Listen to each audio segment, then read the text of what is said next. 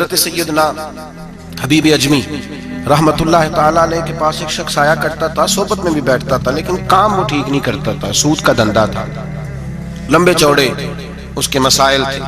حالانکہ ایک ہی بیٹی تھی، وہ بھی دونوں ٹانگوں سے معذور تھی، دونوں ٹانگوں سے معذور، بڑے حکیم طبیب دکھائے لیکن بچی کو شفا نہیں ہوتی۔ شخص بھی اپنے مزاج کے لحاظ سے اچھا نہیں تھا۔ کہتے سویرے سویرے آیا تو کہنے لگا حضور مجھے توبہ کرا دیں، آج کے بعد نہ جھوٹ بولوں گا، نہ حرام کھاؤں گا، نہ شراب پیوں گا۔ تو کہتے ہیں جتنے لوگ بیٹھے تھے کان کھڑے ہو گئے، کہا تجھے کیا ہوا؟ کہنے لگا 11-12 سال کا نوجوان آیا مجھے توبہ کرا گیا، چڑھتی جوانی، 11-12 سال 14-15 سال کا بچہ مجھے توبہ کرا گیا۔ تو کہتے ہیں ہم محو حیرت ہوئے کہ اتنا سا بچہ؟ تو کہتے ہیں کسی نیک باپ کا بیٹا تھا، کسی پرہیزگار ماں کا بیٹا تھا، گھر میں تربیت ہوئی۔ اتنے بچے تو خانقاہ بھی نہیں جاتے، اتنے سے بچے تھوڑی کسی ادارے کے فارغ التحصیل ہوتے ہیں، کس مدرسے سے پڑھے ہوتے ہیں؟ کہتے چھوٹی سی عمر۔ تو کہا جناب آپ کو کیسے ملا؟ تو وہ شخص کہنے لگا حضور کل میں گیا بازار، میں نے بغداد کے چوک سے 10 کلو مچھلی بھی خرید لی اور کچھ اور ضرورت کی چیزیں بھی، مہمان آنے تھے، وہ سارا کچھ خرید کے میں جب نکلا تو سامان زیادہ ہو گیا۔ چوک میں مزدور بیٹھے ہوتے تھے، میں نے کہا بھئی میرے ساتھ فلاں محلے تک سامان پہنچانا ہے۔ وہ بچہ کہنے لگا چچا اگر میں چلوں تو، میں نے اس کو ایڈریس وغیرہ بتلایا تو 3 دینار مزدوری طے ہو گئی سامان گھر پہنچانے کی۔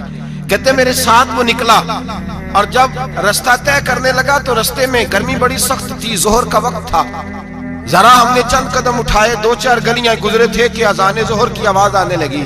تو کہتے ہیں بڑی منت کے انداز میں، بڑی گزارش کے انداز میں میری طرف دیکھا، عمر چھوٹی سی ہے، کہنے لگا چچا اگر اجازت مل جائے تو میں ظہر کی نماز پڑھ لوں۔ کہتے ہیں میں ایک جگہ پھٹے پہ بیٹھ گیا اور گپے کرنے لگا، سامان وہاں رکھا، میں نے کہا پڑھ لے نماز۔ کہتے ہیں بچہ نماز پڑھنے چلا گیا، باقی لوگ دیر سے آئے، وہ نماز پڑھ کے جلدی آ گیا۔ میں نے کہا بیٹے تو جلدی آ گیا ہے؟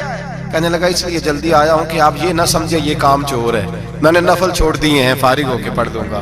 کہتے ہیں سامان اٹھایا، رستے میں گرمی شدت کی تھی، اس کا پسینہ بہنے لگا، میں آگے بڑھا، میں نے کہا بیٹے سامان تھوڑی دیر کے لیے مجھے دے دو، گرمی زیادہ ہے۔ کہنے لگا چچا کسی کا تربیت یافتہ ہوں، کسی نے ٹریننگ دی ہے، کہا ماں باپ نے کہا تھا حرام لقمہ گھر نہ لانا، کہا بات کیا ہوئی؟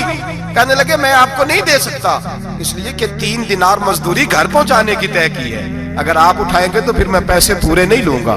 دامان نے توکل کی یہ خوبی ہے کہ اس پر پیبند لگے ہوتے ہیں پر دھبے نہیں ہوتے، میں پھر مزدوری پوری نہیں لوں گا، پیسے کم لوں گا۔ کہتے ہیں میں محو حیرت ہو گیا، اس جوان کی بات نے میرے سارے وجود تھر تھر کبا ڈالا کہ اس دور میں اس قسم کے لوگ۔ کہتے ہیں گھر لے گیا اس کو، میں سامان رکھا، میں نے کہا تم یہاں ٹھہرو میں 3 دینار مزدوری لاتا ہوں۔ کہتے ہیں پیسے لینے گیا تو بیوی کو بتایا بڑا نیک ہے، بڑا پرہیزگار جوان ہے، کہنے لگی روٹی پکی ہوئی ہے، اسے کہو دوپہر کا کھانا کھا لے۔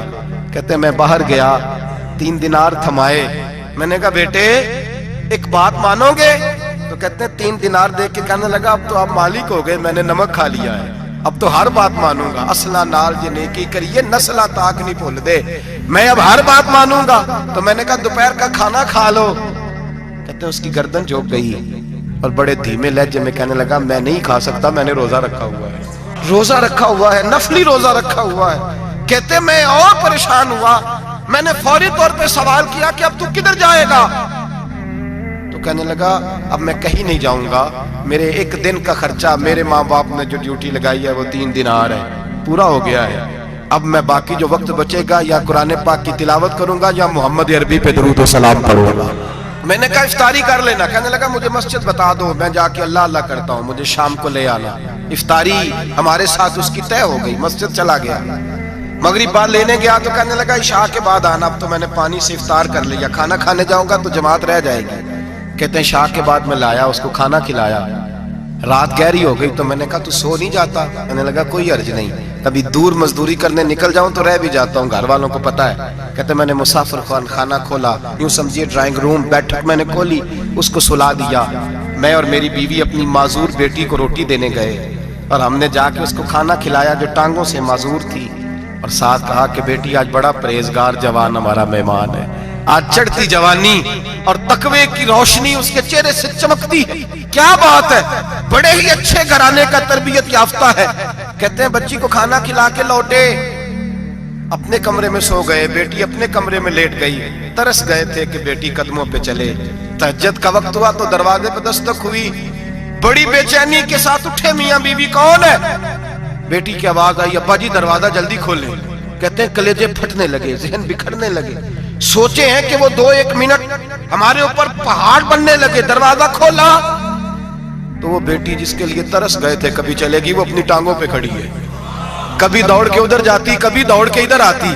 بیٹیاں پریشانی کا فون کر دیں تو پھر بھی آنسو نکل آتے ہیں، اور بیٹی گھر میں خوشی آ جائے تو پھر بھی ماں باپ رو کے ہی شکر ادا کرتے ہیں، ان کے لیے روتے ہی رہتے ہیں۔ کہتے میں تڑپ گیا، بیوی بھی رونے لگی، بیٹے یہ کیا ہوا؟ ہم تو مایوس ہونے لگے تھے معاذ اللہ کہ اب تو ٹھیک نہیں ہوگی، کیا ہوا؟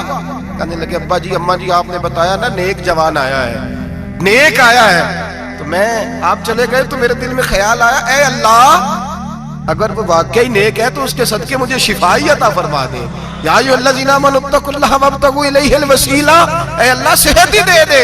کہتے ابھی میری دعا بھی پوری نہیں ہوئی کہ میرا وجود حرکت کرنے لگا، اور یہ دیکھو میں اٹھ کے کھڑا ہو گئی ہوں۔ کہتے ہیں ہم لوگوں نے یہ دیکھا تو بھاگے اس کے کمرے کی جانب، جب دروازے پہ ہاتھ رکھا تو دروازہ کھل گیا، آگے گئے تو پلنگ خالی تھا، ایک رکا چھوڑ گیا ہے۔ کہنے لگا مجھے پتا ہے میری حقیقت کھول گئی ہے، میں تو اللہ کا بندہ ہوں، اگر تمہیں مجھ سے ذرا بھی پیار ہو گیا ہے تو پھر میرے پیچھے نہ بھاگنا، اللہ کی بارگاہ میں جھک جانا، پھر گناہوں سے توبہ کر لینا۔ کہا وہ تربیت یافتہ جوان آیا ہے اور مجھے بدل گیا ہے۔ میرے بھائی ماں باپ کی ذمہ داری اولاد کو نکھارنا ہے، ان کو سنوارنا ہے، روزی روٹی کی ذمہ تو اللہ تبارک و تعالیٰ نے لیا ہوا ہے، جو ڈیوٹی اللہ کی تھی وہ معاذ اللہ ہم نے اپنے ذمہ لے لی ہے۔ اولاد کو رزق حلال کی تربیت کریں، انہیں حکم دیں کہ وہ ہاتھ نہ پھیلائیں، انہیں کہیں کہ وہ محنت کر کے کھائیں، لیکن اصل تو ان کا اخلاق سنوارنا ہے۔ بچے ہمارے ان کی پوزیشن اتنی خراب ہو جاتی ہے، ہم لاڈ پیار میں اتنا ضدی کر لیتے ہیں، جب جس بچے کا ماں باپ کے ساتھ گزارا نہیں، بتلائیے وہ بیوی کے ساتھ گزارا کرے گا؟ جس کا ماں باپ کے ساتھ وقت نہیں گزرتا وہ بہن بھائیوں کے ساتھ گزارے گا؟ جس کا ماں باپ کے ساتھ وقت نہیں گزرتا وہ کولیگز کے ساتھ وقت گزارے گا؟ کس طرح وہ اپنے آپ کو، میرے نبی کریم سید عالم صلی اللہ علیہ وسلم نے ڈیوٹی لگائی کہ ماں باپ اپنے بچے کی تربیت کریں، انہیں اللہ سے جوڑیں۔